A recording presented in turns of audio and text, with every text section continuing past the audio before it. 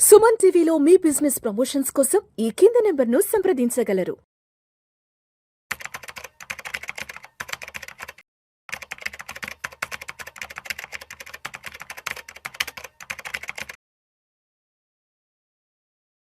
నమస్తే, welcome to market weekend outlook. నేను విష్ణు, ప్రస్తుతం నాతో పాటు Kautilya capital founder and trader Ashok Devanapriya garu ఉన్నారు. వారితో మాట్లాడదాం. అశోక్ దేవనప్రియ గారు నమస్తే సార్. నమస్కారం sir. Welcome to market weekend outlook analysis. ఒక్కసారి ఇవాళ మార్కెట్ క్లోజింగ్ ఎక్కడో చూద్దాం. వీకెండ్ అనాలిసిస్ లో ఇవాళ ఫిబ్రవరి 28 ఫ్రైడే.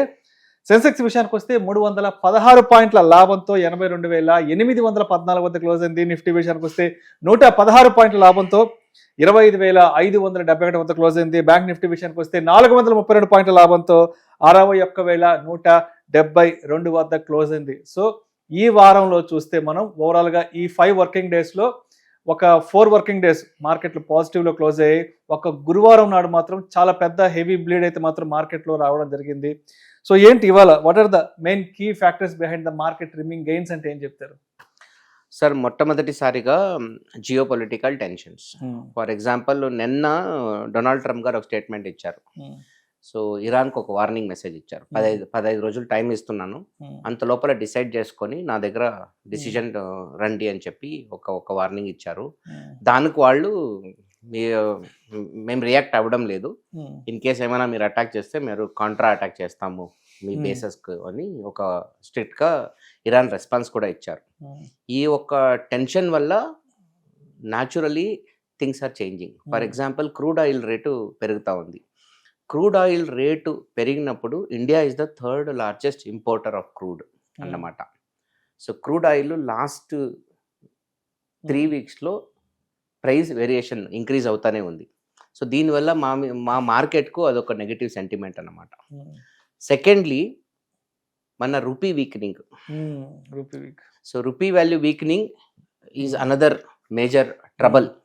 బికాస్ ఎవరెవరు ఇంపోర్టింగ్ చేస్తున్నారో ఇక్కడ like IT companies and other companies, వాళ్ళకి చాలా పెద్ద మొత్తాన దెబ్బలు పడతాయి. థర్డ్ ఫ్యాక్టర్ వచ్చేసి ఎఫ్ఐ అండ్ ఏఎస్ఎల్ఈ. వీళ్ళిద్దరూ కలిపి దాదాపు ఒక 1,300 కోట్లు విలువ చేసే షేర్ని అమ్మేశారు. And fourth and very big reason is IT stocks crisis. For example మీరు ఐటీ స్టాక్ ఒక ఫాల్ చూస్తే నిఫ్టీ ఐటీ ఇండెక్స్ చాలా పడింది ఈరోజు. చాలా పడింది. Predominantly driven by Wipro, Infosys, Persistent Systems and other IT stocks.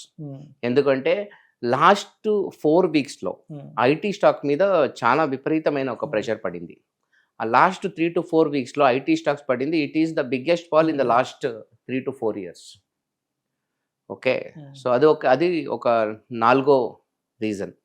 Okay, ఇవన్నీ కారణాల వల్ల సో మార్కెట్ ఈరోజు in spite of some rally further almost మీకు 400 పాయింట్స్ మార్కెట్ పడి పాజిటివ్లోనే ముగిసింది. కానీ స్టిల్ ఓవరాల్ మార్కెట్ పడింది, కొంత స్వల్ప లాభాలతో మళ్ళీ కొంత పాజిటివ్ గానే. సో ట్రేడర్స్ కి ఒక మంచి విషయం ఏంటంటే ఇవాళ విక్స్ వచ్చి 7.5% పైకి వెళ్ళింది.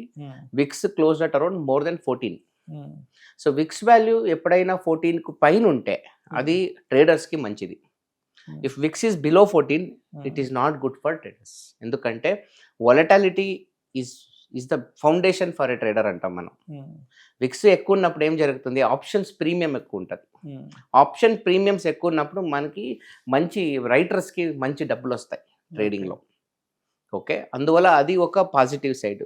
ఓవరాల్ మార్కెట్ సెంటిమెంట్ నెగిటివ్ ఉన్నా కూడా ఈ 4 ఫ్యాక్టర్ వల్ల ఇన్వెస్టర్స్కు ఒక ఓవరాల్ నెగిటివ్ ఎక్స్పీరియన్స్ అయితే, ఇంకోవైపు ట్రేడర్స్ పరంగా చూస్తే ఈ ఒక విక్స్ ఒక ర్యాలీ ఏం జరిగిందో ఈరోజు that is good for traders. ఇది నా ఒక total analysis of the market based on today's performance.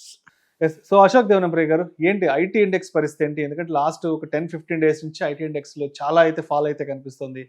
ఏఐకి సంబంధించిన ఫెయిర్స్ అయితే కంప్లీట్ గా వెంటాడుతున్నాయి కాబట్టి, సో ఏంటి ప్రస్తుతానికి ఐటీ ఇండెక్స్ సిచ్యువేషన్ ఏంటి అసలు? See the most important point is IT industry performance is based on long term software revenues and service revenues అన్నమాట. మొన్న ఆంథ్రోపిక్ వాళ్ళది క్లాడ్ ఏ వచ్చింది. ఓకే, అది ఆ రోజు చాలా ఒక పెద్ద మొత్తాన ఒక పెద్ద లెవెల్లో ఆ ఒక ఇంపాక్ట్, ఆ వైబ్రేషన్ మనకి గ్లోబల్లీ కనిపించింది. చాలా గ్లోబల్ ఐటీ కంపెనీ స్టాక్స్ కూడా పడిపోయాయి. ఓకే, ఇప్పుడు if you look at this big companies like Oracle, SAP, వీళ్ళంతా ఎంటర్ప్రైజ్ సాఫ్ట్వేర్ అప్లికేషన్స్ అమ్ముతారు. ఆ ఒక్కొక్క సాఫ్ట్వేర్ ఒక వాల్యూ వచ్చి 50 కోట్లు, 100 కోట్లు, 500 కోట్లను విలువ చేసే సాఫ్ట్వేర్లను వాళ్ళు అమ్ముతారు. ఆ సాఫ్ట్వేర్ల ఒక ఇంప్లిమెంటేషన్ని మన ఇండియన్ కంపెనీస్ తీసుకుంటాయి.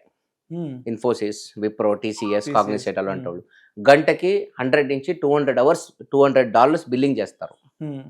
ఇప్పుడు వీళ్ళు చేసే పని గంటకి $100-200 బిల్ చేసే పనిని ఏదో ఒక ఏఐ ఆటోమేటిక్గా మీరు ఒక నెల చేసే పనిని ఒక అరగంటలో, గంటలో చేసేస్తే మీ ఒక టోటల్ వర్క్ లోడ్ 70% డ్రాప్ అయిపోద్ది.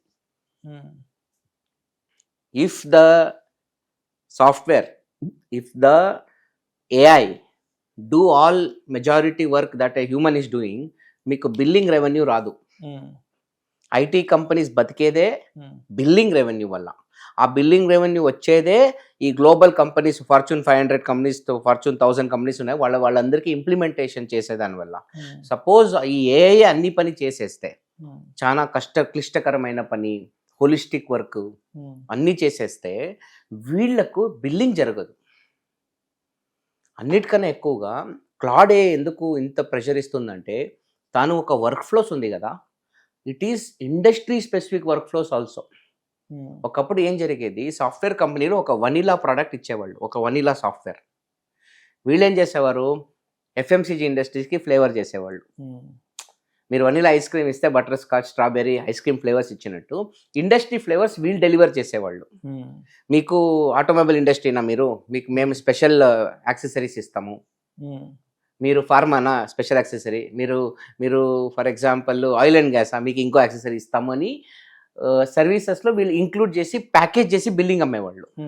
కానీ ఈరోజు ఆ ఏఐ అన్నీ చేసేస్తుంది. 20 ఏళ్ల క్రితం if you want to do a very interactive website 100 రోజులు పట్టేది డెవలప్మెంట్, ఈరోజు గంటలు అయిపోద్ది. So where is the billing potential? That is the biggest and foremost reason why IT companies are feeling that pressure.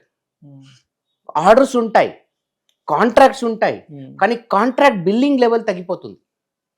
The volume of billing తగ్గిపోతే డెఫినెట్గా అది వాళ్ళ top line impact అవుతుంది. డెఫినెట్గా ఫ్యూచరిస్టిక్ వ్యూ, ఆ మార్కెట్ ఒక ఫ్యూచర్ అవుట్లుక్ ఉంటుంది కదా, ద ఫార్వర్డ్ పిఈ అవుట్లుక్, అది అంత పాజిటివ్గా ఉండదు. షేర్ బజార్లో మనం పెట్టే డబ్బు మొత్తం ఆ కంపెనీ భవిష్యత్తులో ఏం చేస్తుందని మాత్రమే, గతంలో ఏదో చేసిందని కాదు. The share price you pay is not based on what the company did in the past. It's based on what the company can do in the future. That is the point. So ఆ futuristic outlook వీళ్ళకి clarity లేదు. ఆ భయంతో complete industry ఉంది. వీళ్ళు పెద్దవాళ్ళు ఏమే చెప్పినా, మొన్న ఏఐ సమిట్ జరిగింది ఇప్పుడు లాస్ట్ 3 days, ప్రపంచంలో అన్ని ఐటీ దిగ్గజాలు వచ్చారు. సుందర్ పిచ్చై, సత్యనాదెల్లా, మన శామ్ ఆల్ట్మన్ అందరూ వచ్చిపోయినారు, కరెక్టా? కానీ దానివల్ల ఎవడికి దెబ్బలు పడుతుంది, ఎవడికి పడదు, ఎవరి వ్యాపారం నష్టం పోతుంది, ఎవరి వ్యాపారం వృద్ధిస్తుంది, ఆ ఒక ఫ్యాక్టర్, ఆ ఒక అన్సర్టనిటీ, ఆ ఒక ఫియర్ ఉంది. అందువల్ల ఐటీ సెక్టర్ డెఫినెట్లీ ప్రెషర్లో పడుతుంది. నన్ను అడిగితే ఐటీ సెక్టర్ ఒక పీనే డ్రాప్ అవుతుంది. ఇప్పుడు 25 PE వాల్యుయేషన్ ఇస్తారు IT sectors, predominantly Indian IT services కంపెనీస్కి. మీరు ఒక ప్రతి 1 crore ప్రాఫిట్కి 25 crores వాల్యుయేషన్ ఇస్తారు. ఆ నంబర్ కూడా రేపు పడే అవకాశాలు ఉన్నాయి.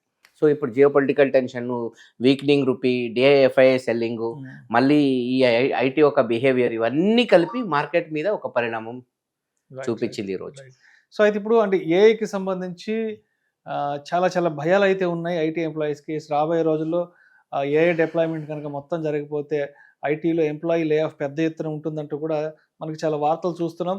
అదేవిధంగా ఆయా కంపెనీస్ కూడా ఎంప్లాయీస్కి మెయిల్స్ పెడుతున్నాయి, ఎస్ మీరు కూడా స్కిల్ అప్సెట్ పెంచుకోవాలి, ఏఐకి సంబంధించిన స్కిల్ అప్గ్రేడ్ చేసుకోవాలి, లేదంటే మీరు కూడా బయటకు వెళ్ళే అవకాశాలు ఉన్నాయంటూ కూడా ఎస్ ప్రతి కంపెనీ కూడా ఎంప్లాయీస్కి మెయిల్స్ పెడుతుందంట.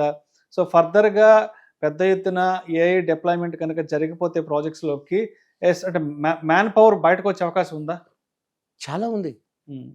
బికాస్ ఏమవుతుందంటే when productivity increases man power reduces. ఏ వాడడం వల్ల ఒక కంపెనీ ఒక ప్రొడక్టివిటీ ఇంక్రీజ్ అయిపోతే, కంపెనీ యొక్క ప్రొడక్టివిటీ 2x అయింది అనుకోండి, 50% మంది చాలు కదా. అవును. కంపెనీ ప్రొడక్టివిటీ 3x అయింది అనుకోండి, again divided by 3, 33% people do 100% work. ఇక్కడ రెండు పాసిబిలిటీస్ ఉన్నాయి. కంపెనీ ఆ ఒక వర్క్ ఫోర్స్ని అలాగే ఉంచుకొని ఇప్పుడు 100 కంపెనీలకి ఇచ్చే సర్వీస్ని 300 కంపెనీ కూడా ఇవ్వచ్చు.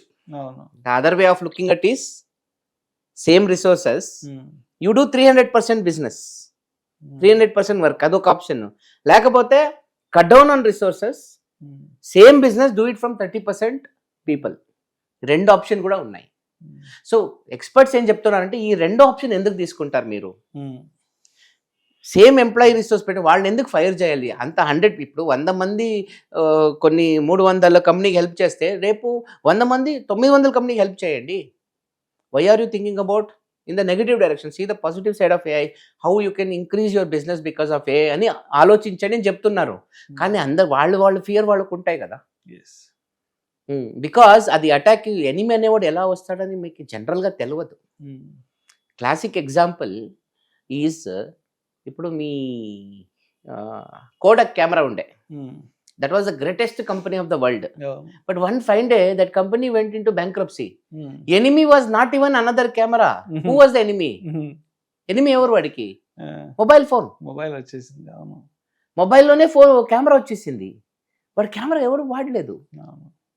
అండ్ వాళ్ళ camera was very big, sophisticated camera, తీసుకొని పోలేము, పాకెట్లో పెట్టుకునే సైజ్ లేదు, ఫోటో తీయగానే వాట్సాప్లో పెట్టుకోలేము.